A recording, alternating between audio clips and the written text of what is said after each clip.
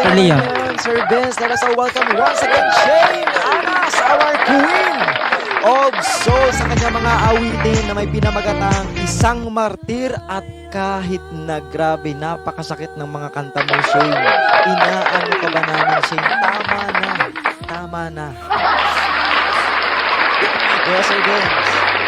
Yes, tama ka dyan, Sir Liam Pangilinan, Merjoy Totor, of course, Simply Joan, John L. Hidden at Eman. Maraming salamat sa suporta nyo kay Shane Anas ngayong araw. Nasaksihan natin, 25 million people in the house. Nasaksihan natin ang dalawang bagong awitin at komposisyon ng Labori Music Records mula sa tulong ng ating Music Emperor Jason Artiso. Siya po ang gumawa ng ating full band. Maraming salamat. At syempre sa ating sound engineer Vinici at ang ating co-founder Liam Pangilinan sa pangangalaga sa ating mga recording ng ating mga artists dito sa Labori Music Records. Kaya naman patunay na tayo ay nagbibigay at naghahatid ng magagandang awitin mula sa ating tahanan. At syempre gamit at bitbit natin ang mga boses ninyong lahat. Nakaka-proud sa kabila ng mga napapagdaanan natin araw-araw dito sa Labori Music Records.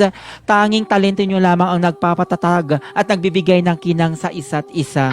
Ipinagpapatuloy natin ang paggawa ng magagandang awitin dahil sa paniniwala ng Labori Music Records na pagdating ng araw ay magbunga ang lahat ng mga puno na ating itinatanim sa kabila ng baha at tag-ulan na ating nasusubukan. Kaya naman, palakpakan natin ang bida ngayong araw na talaga namang naghatid ng mapusong awitin ang Isang Martir at kahit na Shane Anas.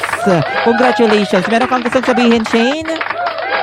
Yes, maraming salamat po. Naitawid ko na yung kanta. Kanina kinakabahan Galing. ako.